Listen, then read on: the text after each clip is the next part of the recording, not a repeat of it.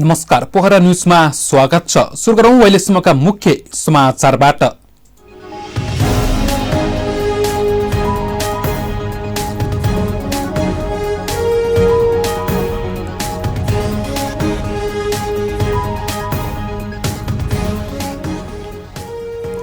नेपालमा थप 2824 जनामा कोभिड-19 संक्रमण पुष्टि।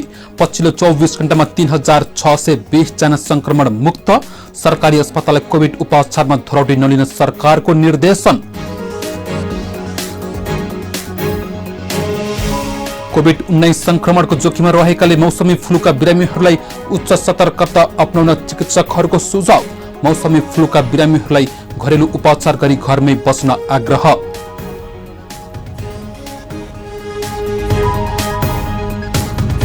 कोभिड संक्रमितलाई स्वास्थ्य बीमा बोर्डले गरेन भुक्तानी।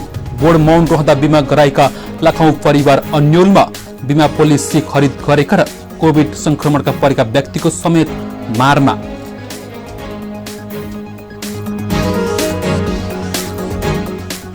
लकडाउनका कारण शिथिल बनेको अटो बजारलाई दशैंपछि राहत। निजी सवारी प्रयोग गर्नेहरूको संख्या बढ्यो। यस वर्ष करिब 83,500 सवारी साधन आए।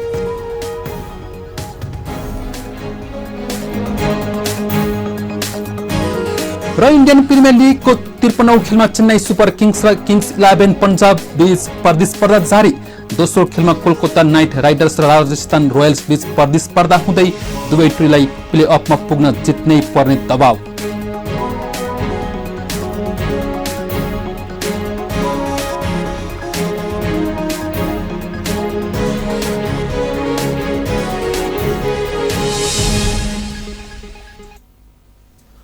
समाचार सुरुवात गरौं गण्डकी प्रदेशमा देखिएको कोभिड-19 को प्रसंगबाट। गण्डकी प्रदेशमा कोभिड-19बाट थप 5 जनाको मृत्यु भएको छ। गण्डकी प्रदेश स्वास्थ्य निर्देशनालयका अनुसार पछिल्लो 24 घण्टामा प्रदेशको कास्की जिल्लाका 3 जना र नवलपुरका 2 जना गरी थप 5 जनाको कोभिडका कारण मृत्यु भएको हो।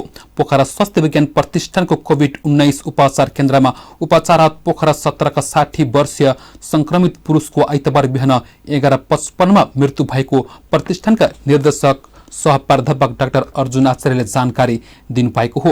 त्यसै गरी प्रतिष्ठानमै उपचारार्थ कास्कीको अन्नपूर्ण गाउँपालिका 3 का 47 वर्षीय संक्रमित पुरुषको गए राति 11:30 बजे र पोखरा 9 की 62 वर्षीय संक्रमित महिलाको शनिबार बिहान 8 बजे मृत्यु भएको गण्डकी स्वास्थ्य निर्देशक विनोद बिन्दु शर्माले जानकारी दिनुभयो। नवलपरासी कावासुती 6 का 67 वर्षीय पुरुष र गैनाकोट 2 का 77 वर्षीय महिलाको शनिबार होम आइसोलेसनमा मृत्यु भएको निर्देशनालयले जानकारी दिएको छ। निर्देशनालयले होम आइसोलेसनमा मृत्यु भएकाहरूको सुरक्षा निकाय, जनप्रतिनिधि र स्वास्थ्य कर्मीको निगरानीमा घर परिवारले नै दाँच कसकार गरेको उल्लेख गरेको छ। यससँगै गण्डकी प्रदेशमा कोभिड-19बाट मृत्यु हुनेको संख्या 80 पुगेको छ। गण्डकी प्रदेश स्वास्थ्य निर्देशनालयका अनुसार आइतबार कास्कीको पोखरा महानगरका 280 सहित गण्डकी प्रदेशमा हालसम्मकै सर्वाधिक 424 जनामा कोभिड-19 संक्रमण पुष्टि भएको छ। निर्देशनालयका अनुसार कास्कीको रूपा गाउँपालिका 2, मादे गाउँपालिका 1, पोखरा महानगरका 280, तनहुका 41, बागलुङका 8, गोर्खाका 13, लमजुङका 18, स्याङ्जाका 9, म्याग्दीका 7, पर्वतका 12 र नवलपुरका 31 गरी 424 जनामा कोभिड-19 पुष्टि भएको छ। संक्रमण पुष्टि हुनेहरूमा पोखरा महानगरपालिका 17 आँखा अस्पतालमा उपचारका लागि आएका 2 पुरुष, फेभासिटी अस्पतालमा 6 महिला तथा 2 पुरुष, जेएमसीमा 3 पुरुष तथा 2 महिला, मेट्रो सिटीमा 8 वर्षीय बालक, पश्चिमाञ्चल सामुदायिक अस्पतालमा 1 पुरुष तथा 1 महिला, संक्रमण तथा सरुवा रोग अस्पताल लेखनाथमा 1 पुरुष तथा 4 महिला, पोखरा महानगरपालिका वडा नम्बर 1 का 1 पुरुष तथा 2 महिला रहेका छन्। पोखरा वडा नम्बर 2 का 7 पुरुष तथा 1 महिला, 3 का 1 पुरुष तथा 3 महिला, 4 का 5 पुरुष तथा 3 महिला, 5 का 10 पुरुष तथा 10 महिला, 6 का 6 पुरुष तथा 3 महिला, वडा नम्बर 7 का 9 पुरुष तथा 4 महिला, त्यसै गरी वडा नम्बर 8 का 9 पुरुष तथा 6 महिला रहेका छन्। वडा नम्बर 9 का 7 पुरुष तथा 9 महिला, 10 की 3 पुरुष तथा 10 महिला, 11 का 6 पुरुष तथा 1 महिलामा कोभिड-19 देखिएको हो। त्यसैगरी पोखरा वडा नम्बर 12 का 5 पुरुष तथा 2 महिला, वडा नम्बर 13 का 3 पुरुष तथा 4 महिला, 14 का 4 पुरुष 2 महिला, 15 का 8 पुरुष तथा 4 महिला, 16 का 11 महीनाको बालक सहित 1 पुरुष तथा 5 महिला, 17 का 3 पुरुष तथा 1 महिला, वडा नम्बर 18 का 2 पुरुष, 20 का 2 पुरुष तथा 2 महिला, 26 का 2 पुरुष, 27 का 5 पुरुष तथा 3 महिला, वडा नम्बर 28 का 1 पुरुष, 29 का 3 पुरुष 6 महिला, 30 का 3 पुरुष तथा 1 महिला, वडा नम्बर 32 का 2 महिला, 33 का 2 महिला तथा 1 पुरुष, वडा 9 खुलेका 21 पुरुष तथा 9 महिला र 23 दिने बालकमा कोभिड-19 संक्रमण देखिएको निर्देशनालयले जानकारी दिएको छ। यससँगै गण्डकी प्रदेशमा कोभिड-19 संक्रमितको संख्या 7740 पुगेको छ। प्रदेशमा आज थप 114 जना डिस्चार्ज भएसँगै संक्रमण मुक्त हुनेको संख्या 4335 पुगेको छ। नेपालमा आज थप 2824 जनामा कोभिड-19 भाइरस संक्रमण देखिएको छ। यससँगै कुल संक्रमितको संख्या 1,73,567 पुगेको छ। अझ 13,023 जनाको PCR परीक्षण भएकोमा काठमाडौँमा 1,362, भक्तपुरमा 96 र ललितपुरमा 164 जनामा संक्रमण देखिएको हो। आज थप 23 जनाको कोभिड-19 बाट मृत्यु भएसँगै नेपालमा मृत्यु हुनेको संख्या 960 पुगेको छ। देशभरि सक्रिय संक्रमितको संख्या 37,765 जना रहेका छन्। आज संस्थागत आइसोलेसनमा प्रदेश नम्बर 1 मा 11, प्रदेश नम्बर 2 मा 29, बागमती प्रदेशमा 5384 र गण्डकी प्रदेशमा 1031 जना रहेका छन्। यस्तै लुम्बिनी प्रदेशमा 208, कर्णाली प्रदेशमा 61 र सुदूरपश्चिम प्रदेशमा 55 जना गरी देशभरि संस्थागत आइसोलेसनमा 6779 जना रहेका छन्। यस्तै होम आइसोलेसनमा प्रदेश नम्बर 1 मा 6322, प्रदेश नम्बर 2 मा 1070 र बागमती प्रदेशमा 17834 जना रहेका छन्। यस्तै गण्डकी प्रदेशमा 1359, लुम्बिनी प्रदेशमा 6066, कर्णाली प्रदेशमा 770 र सुदूरपश्चिम प्रदेशमा 865 गरी देशभरि 30,986 जना होम आइसोलेसनमा रहेका छन्। अझ 3,620 जना डिस्चार्ज भएका छन्। प्रदेश नम्बर 1 मा 13,308, प्रदेश नम्बर 2 मा 17,018 र बागमती प्रदेशमा 67,654 जना डिस्चार्ज भएका हुन्। यस्तै गण्डकी प्रदेशमा 6,601, लुम्बिनी प्रदेशमा 16,168, कर्णाली प्रदेशमा 5,109 र सुदूरपश्चिम प्रदेशमा 8,984 जना गरी देशभरि 1,34,842 जना संक्रमित डिस्चार्ज भएका हुन्। सरकारले सरकारी अस्पतालहरूलाई धरौटी शुल्क नलिई उपचार गर्न निर्देशन दिएको छ। सरकारी निर्देशन अनुसार भन्दै विभिन्न सरकारी अस्पतालले सूचना नै प्रकाशन गरी धरौटी रकम माग गरेपछि सरकारले यस्तो निर्देशन दिएको हो। उपत्यका तथा उपत्यका बाहिर रहेका सबै सरकारी अस्पतालहरूले कोभिड-19 को उपचार गर्न धरौटी रकम राख्नुपर्ने भन्दै सूचना प्रकाशन गरेका थिए। स्वास्थ्य मन्त्रालयका प्रवक्ता डाक्टर जागेश्वर गौतमका अनुसार धरौटीका लागि सूचना प्रकाशन गर्ने अस्पतालहरूलाई स्पष्टीकरण समेत सोधिएको छ। सरकारले आफै उपचार गर्न सक्नेसँग शुल्क लिन नसक्नेको निशुल्क उपचार गर्न निर्देशन दिएको पनि उहाँले जानकारी दिनुभएको हो।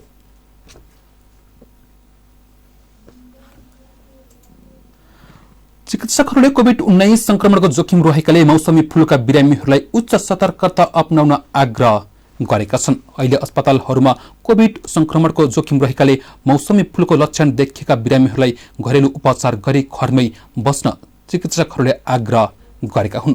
अस्पतालका आइसियुहरू बेडहरू कोभिडका बिरामीले भरिएको चिकित्सकहरूको भनाइ रहेको छ। मौसम परिवर्तनसँगै मौसमी फ्लूका लक्षणहरू देखेका व्यक्तिहरूले घरमै बसेर सुरक्षित रहन अल्का अस्पतालमा कार्यरत फिजिसियन डाक्टर रक्षा गौतमले बताउनुभयो।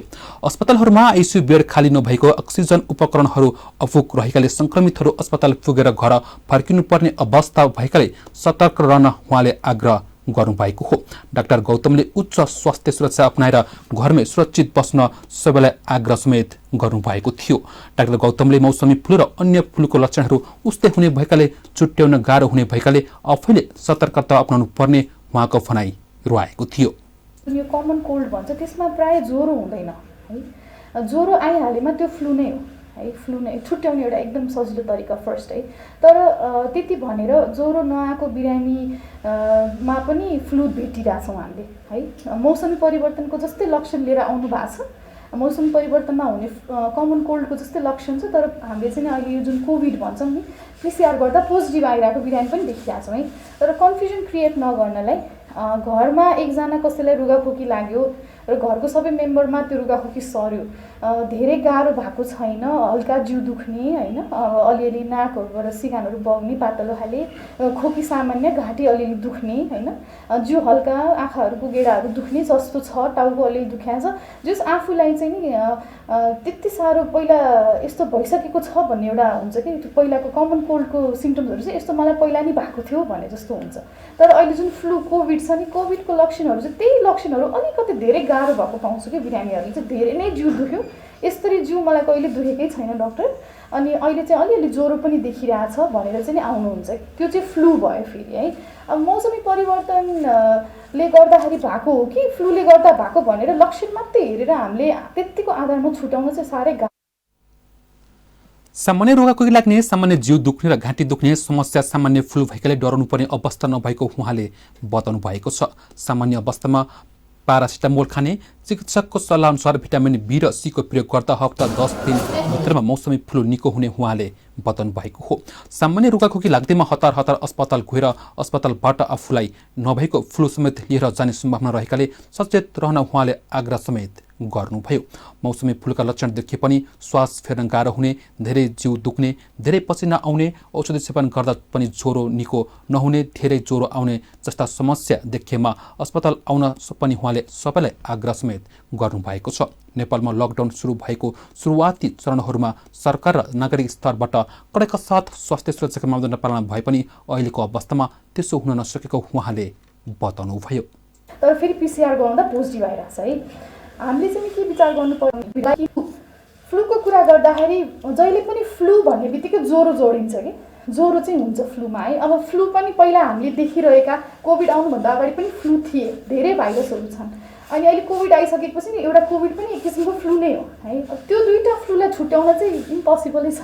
खोकी मात्रै छ, ज्वरो छैन, अलिअलि नाक ब्लक भएको छ भने सामान्य नाकको थोपो, अनि निको भनेर सिटामोल पाइन्छ जुन ठुलो मान्छेले खाने सानो बच्चाको झोलमा पाइन्छ, त्यही बेला बेलामा 5 ml बच्चाको वेट हेरेर मिल्छ भने परामर्श लिएर पेडिट्रिसियनसँग कति दिने भनेर बेला बेलामा निको सिरप खुवाउँदा पनि फरक पर्दैन जस्तो लाग्यो मलाई। त्यतिको लागि चाहिँ नि फ्लूको तपाईँको कमन कोल्ड भयो भनेर चाहिँ बच्चालाई दौडाएर अस्पताल ल्याउँदा नै रिस्क बढी भयो कि अहिले चाहिँ।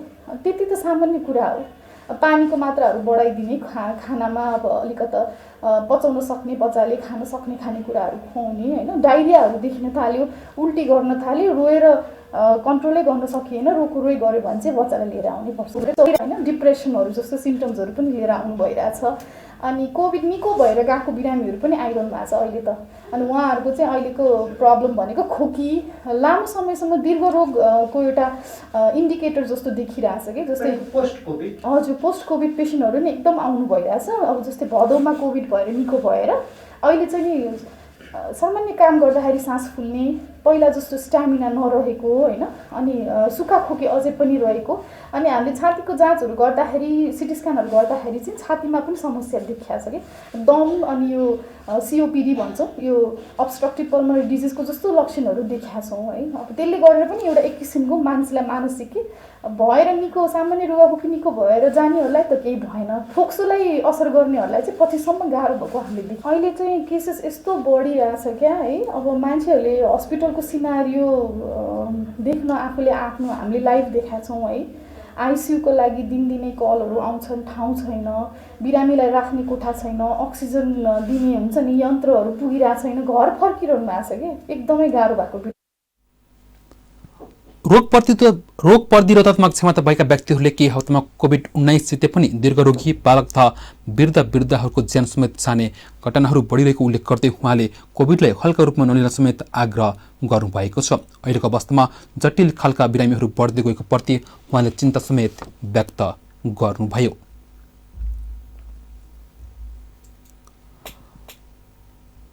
आफ्नो संगठनका नेता कार्यकर्ताहरूलाई बिना कारण पक्राउ गरी झुट्टा मुद्दा लगाएको भन्दै नेपाल विद्यार्थी संघले विरोध प्रदर्शन गरेको छ। षड्यन्त्रपूर्वक नेताहरूमाथि धरपकड गरेको, यातना दिने र झुट्टा मुद्दा लगाउने काम सरकारले गरेको भन्दै नेभी सङ्घले प्रदर्शन गरेको हो। नेभी सङ्घका कार्यकर्ताहरूले काठमाडौँको भिरकुटी मण्डपमा भेला भएर प्रदर्शन गरेका हुन्। प्रदर्शनमा सहभागीहरूले भौतिक दूरी भने कायम नगरेको पाइएको छ। उपत्यकामा कोभिड-19 संक्रमणको दर बढिरहेको भए पनि नेभी सङ्घको प्रदर्शनमा सहभागीहरूले भौतिक दूरी कायम नगरी प्रदर्शन गरेका हुन्। उनीहरूले कोभिडको पीडित जनताको उपचारका लागि सरकार उदासीन देखेको नेभी सङ्घको भनाइ रहेको छ। प्रदर्शनमा सहभागीहरूले जनस्वास्थ्यमा खेलवाड गर्न पाइँदैन, भ्रष्ट सरकार चाहिँदैन, अधिनायकवादको सरदार केपी ओलीको सरकार, चुट्टा मुद्दा खारेज गर भन्दै नाराबाजी गरेका थिए।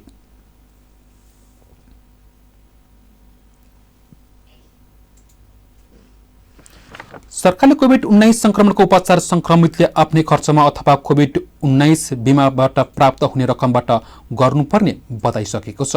तर नेपालमा 60वटा जिल्लामा स्वास्थ्य बिमा बोर्ड मार्फत आधारभूत स्वास्थ्य सेवाका लागि स्वास्थ्य बिमा कार्यक्रम सञ्चालित छ। स्वास्थ्य बिमा ऐन 2074 अनुसार स्वास्थ्य बिमा गरेको व्यक्ति कुनै पनि रोगबाट बिरामी भएमा बोर्डले बिमाका रकमसम्मको खर्च गर्नुपर्ने हुन्छ।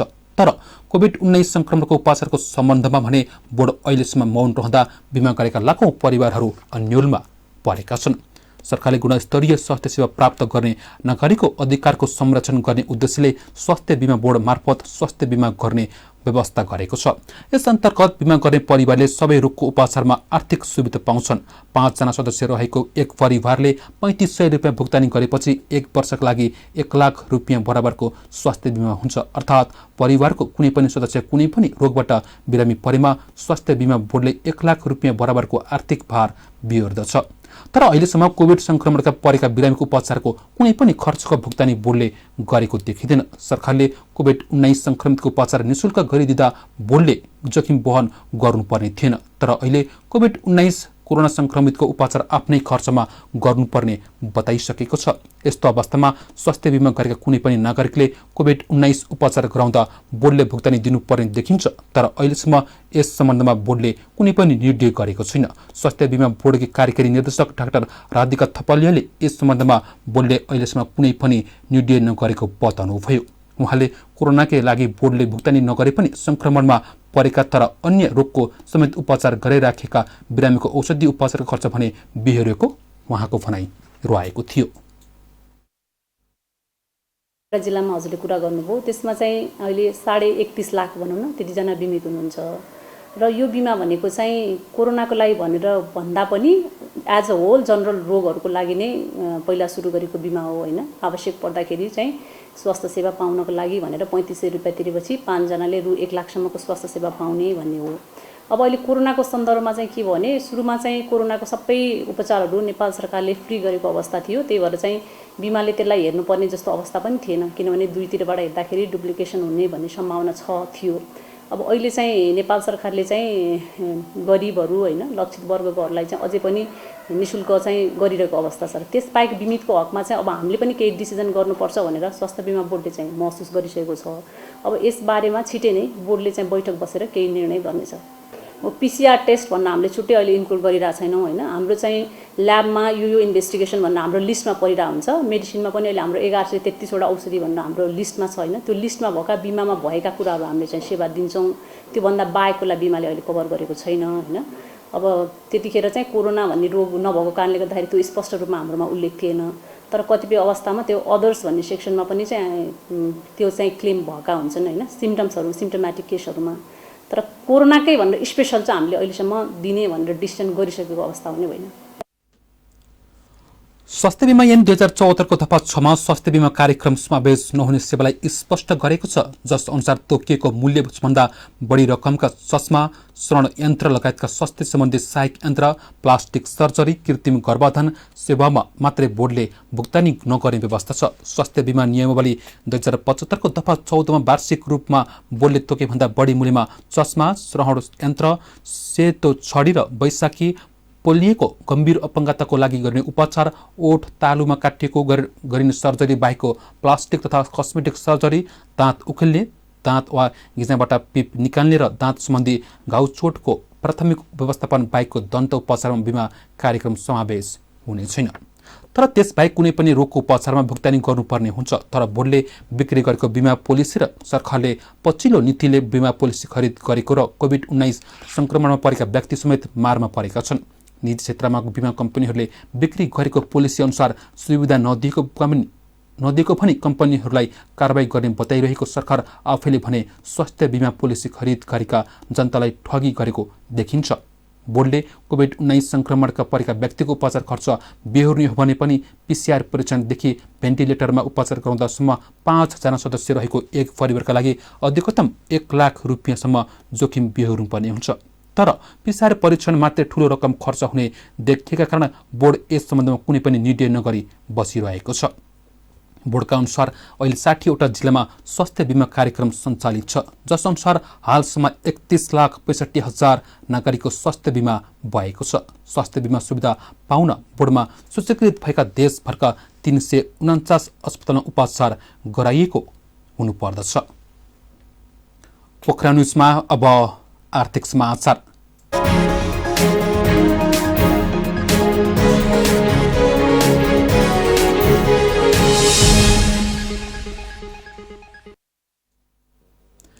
गत चैत 11 गतेबाट जारी भएको लकडाउनले उठ्नै नसक्ने अवस्थामा पुगेको नेपालको अटो व्यवसायलाई दसैँले राहत दिएको छ।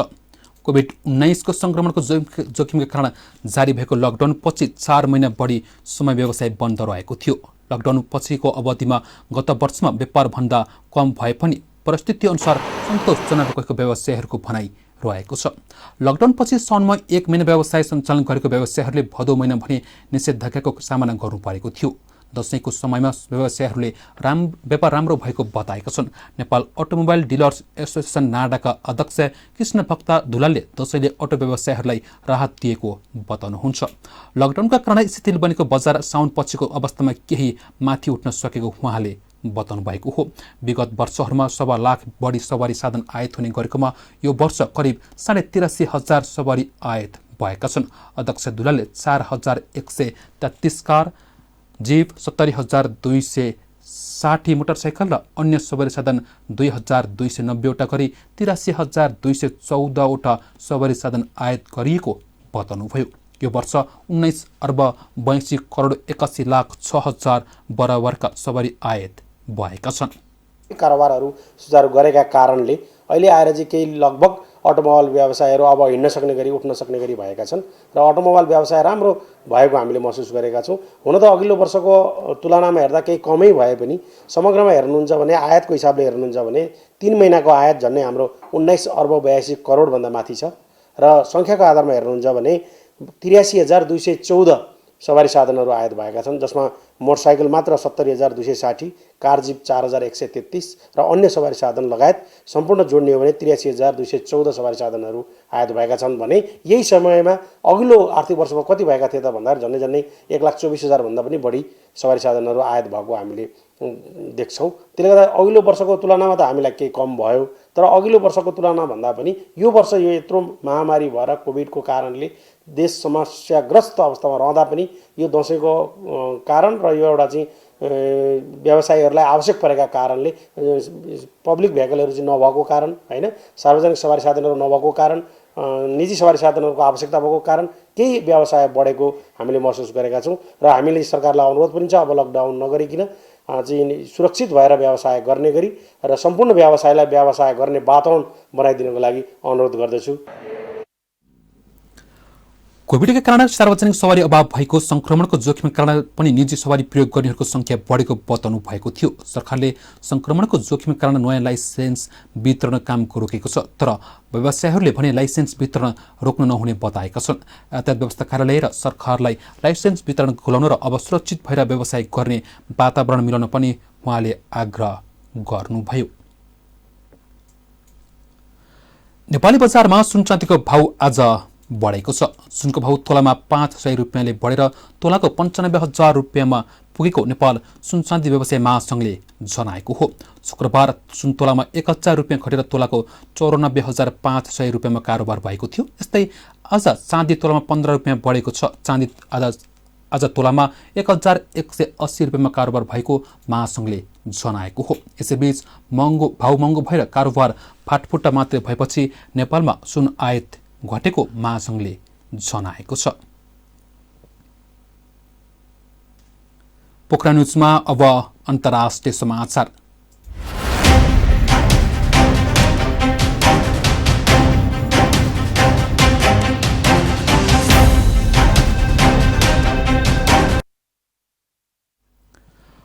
टर्कीमा शुक्रबार गएको शक्तिशाली भूकम्पबाट ज्यान जानेको व्यक्तिको संख्या 42 पुगेको छ। भूकम्पका कारण टर्कीमा कम्तीमा 42 जनाको मृत्यु भएको यहाँका अधिकारीहरूले जनाएका छन्।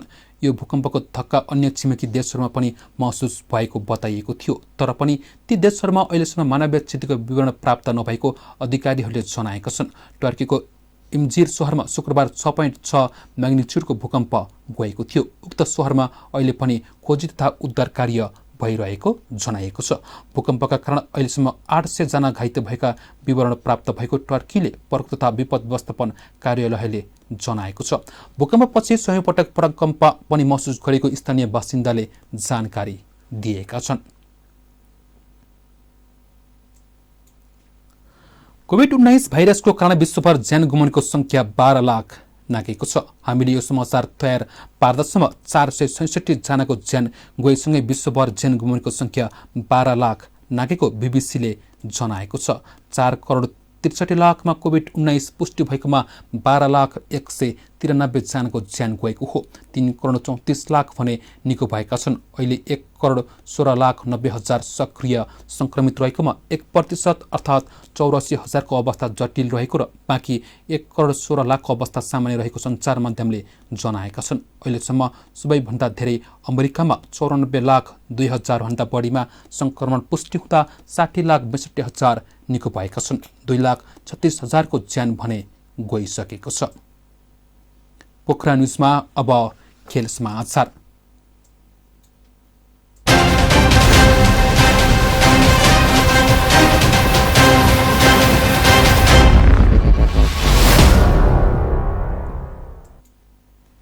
खेल समाचारमा इन्डियन प्रिमियर लिग आइपिएलको 53औं खेलमा चेन्नई सुपर किङ्स र किङ्स 11 पन्जाब बीच प्रतिस्पर्धा जारी रहेको छ। खेलमा किङ्स 11 पन्जाबले चेन्नई सुपर किङ्सलाई 154 रनको मध्यम लक्ष्य दिएको छ। शेख जायद स्टेडियममा अबुधाबीमा टस हारेर ब्याटिङको निम्तो पाएको पन्जाबले निर्धारित 20 ओभरमा 6 विकेटको क्षतिमा 153 रन बनायो। पन्जाबलाई मध्यम योगफलसम्म पुर्याउन दीपक हुडाले उत्कृष्ट अभिजित अर्धशतकीय इनिङ खेले। हुडा 30 बलमा 3 चौका र 4 छक्का सहित 62 रनमा अभिजित रहे। क्रिस जोर्डन 4 रनमा अभिजित रहे। पन्जाबलाई ओपनर मयङ्क अग्रवाल र कप्तान लोकेश राहुलले राम्रो सुरुवात दिलाएका थिए। पन्जाबका तल्लो क्रमका ब्याट्सम्यानले पनि ठूलो इनिङ खेलेका छन्। नसके पनि मध्यम योगफल समेटिएको हो। 17औं ओभरको दोस्रो बलमा मनदीप सिंहले रविन्द्र जडेजाले 14 रनमा बोल्ड आउट गरे। मनदीपले 15 बलमा 1 चौका प्रहार गरेका थिए। त्यस्तै निशम 2 रनमा क्याच आउट भए। एन गिडीको बलमा ठूलो शट खेलेका निशम डिप मिड विकेटमा ऋतुराज गायकवाडले उत्कृष्ट क्याच लिएका थिए। यस्तै लिगको 54औं खेलमा कोलकाता नाइट राइडर्स र राजस्थान रोयल बीचको खेल पनि जारी रहेको छ। खेल नेपाली समय अनुसार अहिले बेलुका 7:45 बजेबाट सुरु भएको हो। दुवै टोलीलाई प्लेअफ पुग्न अङ्क गणितीय सम्भावना कायम राख्न जित्नै पर्ने दबाव देखिन्छ। समान 13 खेलमा 12 अङ्क साथ राजस्थान 6औं र कोलकाता 7औं स्थानमा रहेका छन्। अन्तिम 4 मा रहेर प्लेअफ खेल्न यी दुवै टोलीलाई आजको खेलमा फराकिलो जित निकाल्नु पर्ने हुन्छ। विजेता टोली फराकिलो जितले मात्र प्लेअफमा पुग्न सक्दिन, अन्य टोलीको नतिजामा निर्भर रहनुपर्छ। राजस्थानले पछिल्लो खेलमा पन्जाबलाई 7 विकेटले पराजित गरेको थियो। 186 रनको विजय लक्ष्य 17.3 ओभरमा 3 विकेटको क्षतिमा पूरा गर्दै प्लेअफको आशा कायम राखेको थियो। राजस्थानका अलराउन्डर बेन स्टोक्स लयमा फर्किएका छन्। मुम्बई इन्डियन्सलाई हराउन शतक र पन्जाब विरुद्ध जित निकाल्न आक्रामक अर्धशतक प्रहार गरेका थिए। पोखरा न्युजमा अब मौसम सम्बन्धी समाचार।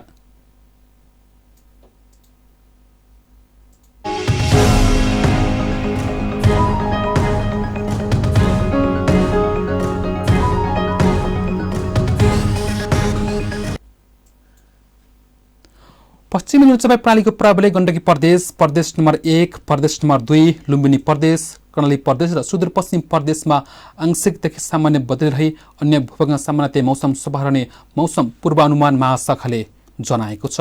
यस्तै देशभर मौसम सामान्यतया सफा रहने महाशाखाले जनाएको हो। अब पछिल्लो 24 घण्टाको मौसमी विवरण।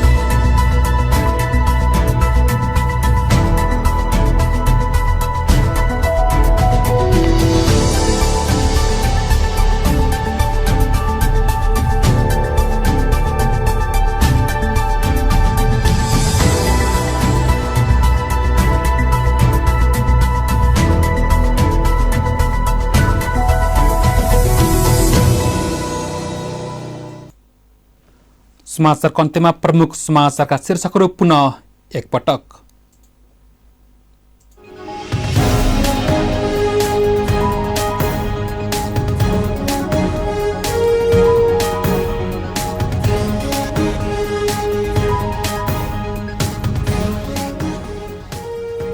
नेपालमा थप 2824 जनामा कोभिड-19 संक्रमण पुष्टि। पछिल्लो 24 घण्टामा 3620 जना संक्रमण मुक्त। सरकारी अस्पताललाई कोभिड उपचारमा थ्रोटी नलिन सरकारको निर्देशन।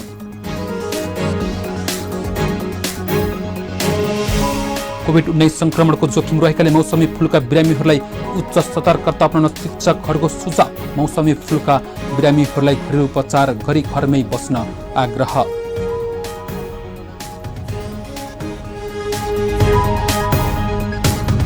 कोभिड-19 संक्रमितलाई स्वास्थ्य बीमा बोर्डले गरेन भुक्तानी। बोर्ड मौन रहँदा बीमा गराएका लाखौं परिवार अन्योलमा। बीमा पोलिसी खरिद गरेका र कोरोना संक्रमणका परेका व्यक्ति समेत मारमा।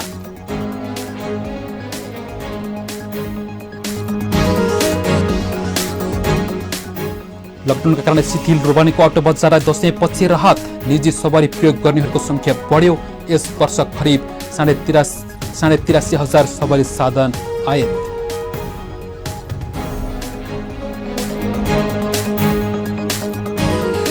र इन्डियन प्रिमियर लिगको 53औं खेलमा चेन्नई सुपर किङ्स र किङ्स 11 पन्जाब बीच प्रतिस्पर्धा जारी। दोस्रो खेलमा कोलकाता नाइट राइडर्स र राजस्थान रोयल्स बीच प्रतिस्पर्धा हुँदै दुवै टोलीलाई प्लेअफ पुग्न जित्न निकाल्ने पर्ने दबाव।